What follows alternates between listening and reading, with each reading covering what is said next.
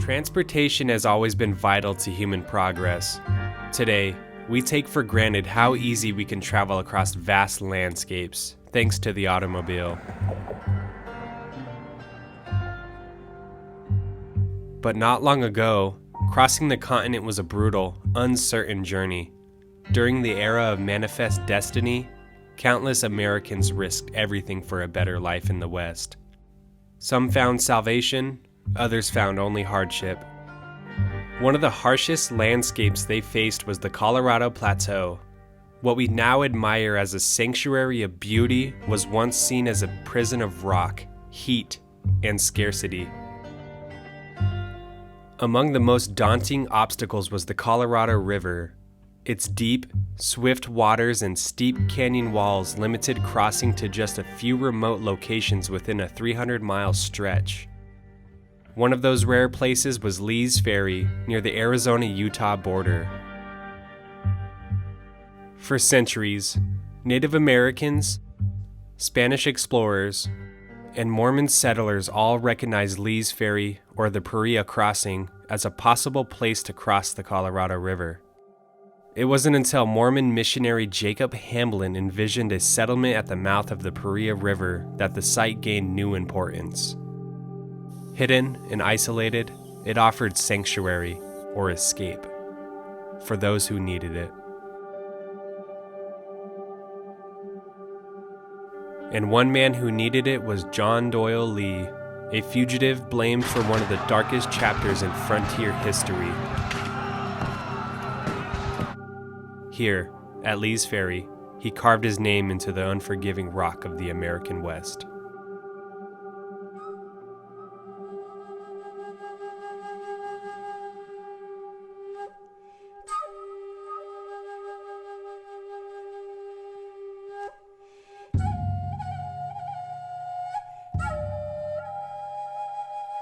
Native Americans were the first to set eyes on the place we now call Lee's Ferry. Deep in the Glen Canyon lies a network of ancient trails, winding from canyon bottoms to the rim. Deep in the Glen Canyon, in remote limestone caves, archaeologists have uncovered split-twig figurines, animal-shaped artifacts carved from willow twigs. Radiocarbon dating placed them between 4,200 and 3,000 years ago. These artifacts, found in high, inaccessible caves, likely served a ritualistic purpose tied to the archaic hunting traditions. Little is known about them, how they lived, where they came from, or why they vanished. What we do know is that they slowly blended into later native cultures or migrated elsewhere. By around 1000 AD, the basket makers, early ancestors of the Puebloans, had established themselves here. Skilled farmers, they planted beans, corn, and squash in the sandy washes, instead of depending solely on hunting and gathering. The Paria River could have supported crops, yet the Puebloans largely avoided farming in its banks. Ruins dated between 1000 and 1050 AD suggest light occupation, mostly on the Paria Plateau, where deer and game were more abundant. But the scarcity of surface water limited settlement. By 1350 AD, the ancient Puebloans had vanished from the region. Prolonged drought likely devastated their crops, and pressure from the neighboring tribes may have disrupted their way of life. Over time, their descendants became part of today's Pueblo culture, such as the Hopi and Zuni.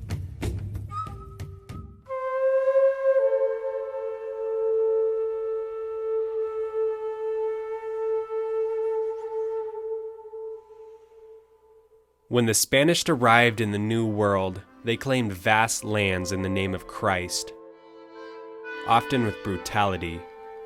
The Spanish had a sickness of the heart that only gold can cure.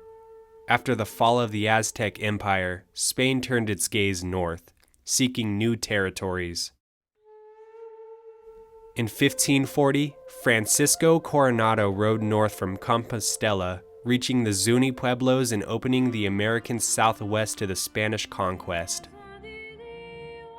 Over the next 2 centuries, native cultures faced devastation, yet many tribes fought to preserve their traditions and reject Catholic influence.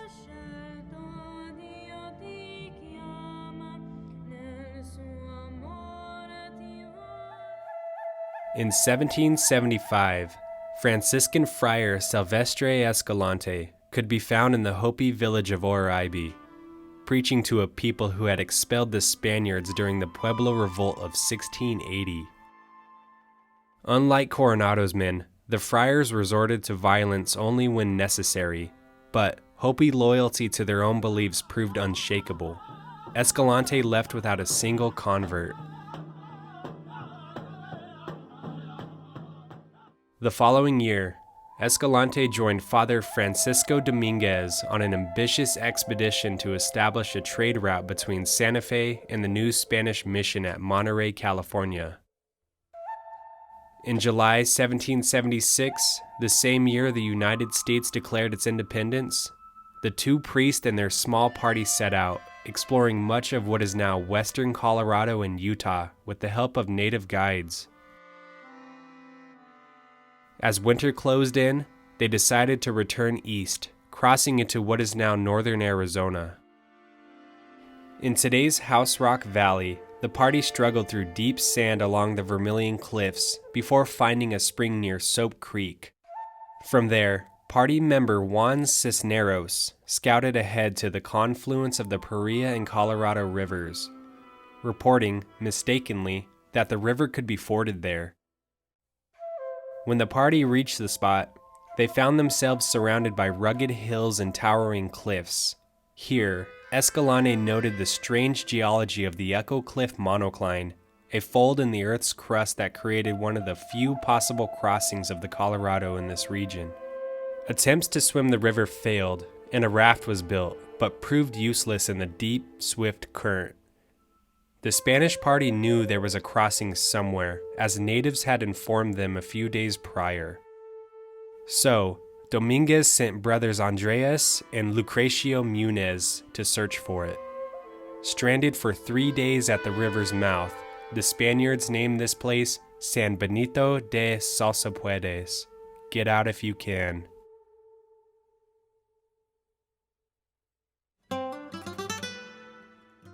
On November 1st, the Munez brothers returned with news of a difficult pass and a ford. The next morning, the exhausted men climbed the steep, sandy slopes of the plateau. Escalante wrote that it took more than 3 hours to reach the top, over dangerous rock piles and treacherous chasms. Finally, they descended the other side, found and crossed the ford which would be called in later years the Crossing of the Fathers. By January 2nd, 1777, they were back in Santa Fe, having completed the first recorded European exploration of much of Utah and the Arizona Strip.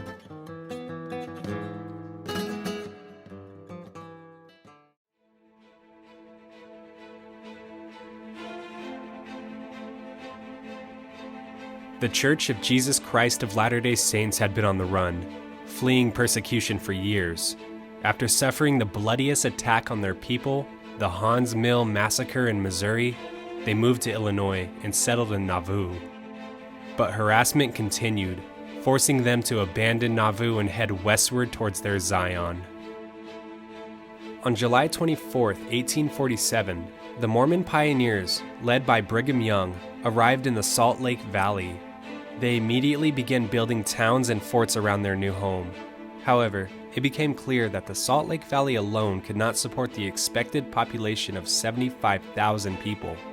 To address this, church leaders sent scouts to explore surrounding valleys in search of suitable sites for new settlements. Within a decade, the Mormons had founded nearly 100 small settlements across the region.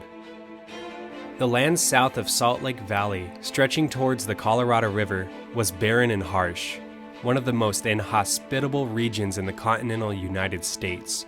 Still, the Mormons sought to occupy this southern territory to expand their reach and secure their growing community. One distinguished missionary who led the way into southern Utah and northern Arizona was Jacob Hamblin. Born in 1819 in Salem, Ohio, Hamblin was one of 12 children in a farming family In 1842, he converted to Mormonism, despite his father's warning against what he called priestcraft. Hamblin left home and moved to Nauvoo, where he worked as a laborer and helped build the church temple. Brigham Young, then a high-ranking leader in the church hierarchy, called Hamblin to serve as a scout. His role was to explore and evaluate potential threats to the church as they prepared to migrate west. In September 1846, when Nauvoo was attacked by hostile settlers from western Illinois, Hamblin was among the first to cross the Mississippi River as part of the vanguard scouting parties. Upon arriving into the Salt Lake Valley, it became clear that additional settlements were necessary, not only to support the growing population, but also to protect the Mormon communities from outside threats. To survive the harsh environment and execute his plan for expanding Mormon settlements in Utah, Brigham Young knew it was crucial to build positive relationships with Native American inhabitants. Jacob Hamblin, after coming to Utah around 1851, was appointed first lieutenant of a Mormon militia company, tasked with protecting settlers in the Tooele Valley from native raids. In 1854, Hamblin led an expedition to southern Utah, near present-day Cedar City, east of Harmony, working alongside other Mormon settlers and local Native Americans.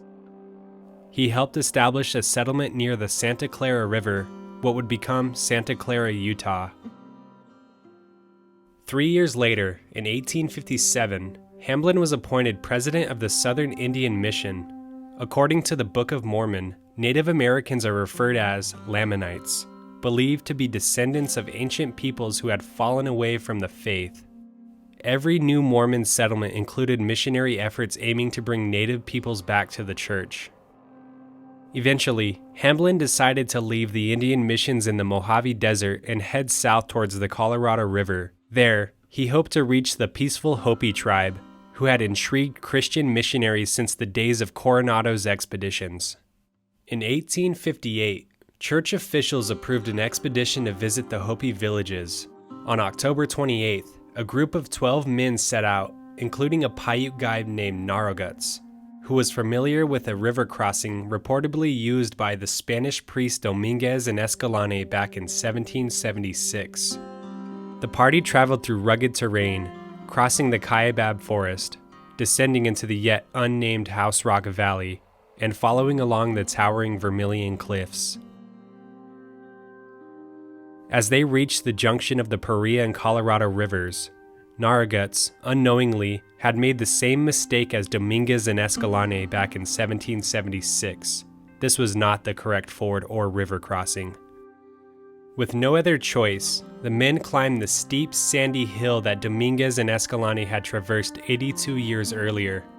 They rode through the lands that would later be flooded from Lake Powell down to the Crossing of the Fathers. Finally, the Mormons arrived at the Hopi villages.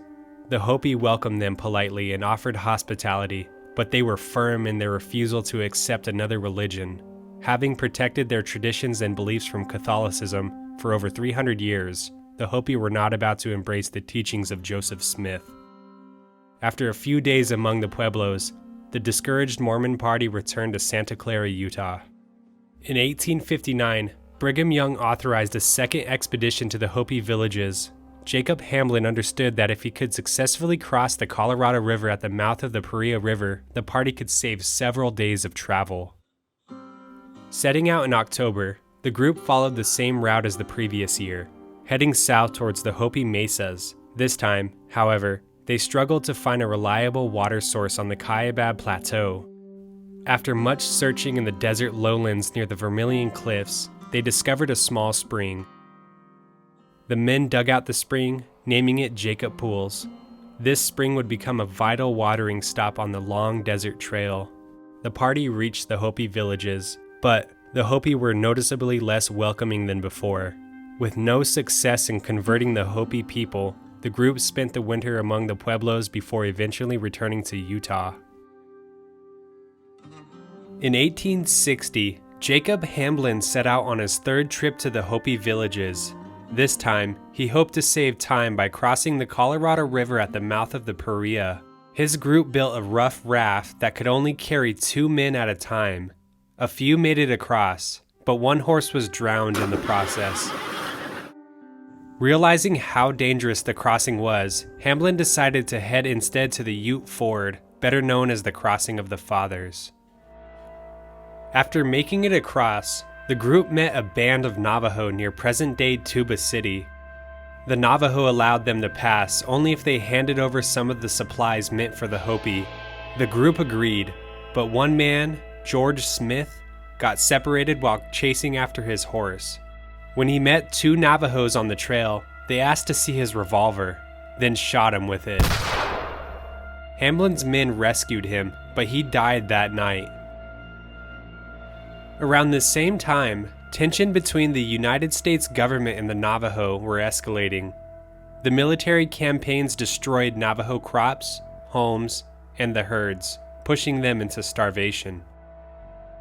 Thousands were forced on a 400-mile-long walk to Bosque Redondo in New Mexico, a devastating relocation that claimed much of the Navajo population. Even after the long walk, raids continued in southern Utah. Church leaders once again called on Hamblin to try to make peace. In 1864, he and 14 men returned to the Paria River, built another raft, and successfully crossed the Colorado River, marking what's considered the first real ferry operation at the site later known as Lee's Ferry. They searched for Navajo groups near Bitter Springs, but found no one and returned north. By 1865, attacks on Mormon settlements had intensified, leading to the construction of Fort Kanab, but protection was limited. And both Navajo and Paiute raids forced the Saints to abandon many southern communities by 1866. When the Navajo were allowed to return to their homeland in 1868, Hamblin tried once more to reach them. That winter, Hamblin stayed near the mouth of the Paria River and began building a small farm with the help of local Paiute men, digging irrigation ditches that would later become part of the historic Lonely Dell Ranch at Lee's Ferry. On August 4th, 1869, 9 ragged explorers floated out of Glen Canyon into calmer waters near the Paria River. After weeks of battling Cataract Canyon's brutal rapids, they finally found a moment of peace as the river slowed through 120 miles of Glen Canyon's towering cliffs and sculpted sandstone. The expedition was led by John Wesley Powell, a Civil War veteran who had lost his right arm at the Battle of Shiloh. When he stepped ashore and looked around, he didn't know it yet, but he was standing at what would be later known as Lee's Ferry. Powell had grown up poor in Ohio, but was driven by curiosity and a love for science. After the war, he became a geology professor and soon dreamed of exploring the last unmapped stretch of the American West, by river. In May of 1869, he and 9 men launched from Green River, Wyoming, and began a daring 600-mile journey into the unknown. By the time they reached the Paria River, they were exhausted. One man, Jack Sumner, climbed a nearby hill, today called Lee's Lookout, and described the view as desolate enough to suit a lovesick poet. The next morning, the crew pushed on into the Grand Canyon. The trip turned desperate. Hungry, soaked, and nearly broken, 3 men left the expedition. The Howland brothers and William Dunn had vanished. Some say they were killed by Shivwit Indians, others think that they died trying to escape. No one knows for sure. Powell and the remaining men made it through, finally emerging at the Grand Wash Cliffs, where Mormon settlers helped them recover. The next year, John Wesley Powell returned, not by boat this time, but on foot, to map supply routes into the Grand Canyon. In Salt Lake City, he met with Brigham Young, who offered to help. In September 1870, they set out with about 40 men, including Jacob Hamblin as a guide, and John Doyle Lee, a controversial figure tied to the Mountain Meadows Massacre. When Brigham Young saw the Paria Valley for the first time, he said, "There is nothing here desirable for us." After camping several nights, Powell and Hamblin continued south to investigate what had happened to the 3 men that went missing in 1869. They spoke with a band of Shivwits who claimed the men were executed after attacking a young native woman. Whether that story was true remains one of the enduring mysteries of this expedition. Later that month, Powell's men built a boat at the Paria River and ferried across the Colorado. They visited the Hopi villages, where Powell formed a lasting friendship with them, and then went on to Fort Defiance, where Hamblin helped broker peace between the Navajo and the Mormon settlers. Powell returned east soon after to plan his second expedition through the Grand Canyon. In 1871, he came back with scientists, topographers, and photographers, including his brother-in-law, Almon Harris Thompson, and the artist Frederick Dallenbaugh. They reached the Paria that October, where Dallenbaugh climbed and named the Echo Cliffs. He fired his revolver towards the canyon wall and timed a 24-second echo, inspiring the name Echo Peaks. Powell's team cached supplies near the Paria River for the following year and continued towards Kanab, passing through the dramatic Vermilion Cliffs and House Rock Valley. From their new base in Kanab, Powell's men surveyed southern Utah and the Arizona Strip. That summer, Thompson's crew journeyed deep into Glen Canyon to recover boats left behind from 1871, documenting the canyon's incredible beauty. When they finally returned to the Paria, they met a mysterious settler, John D. Lee, whose presence would soon give the ferry and the area itself its infamous name.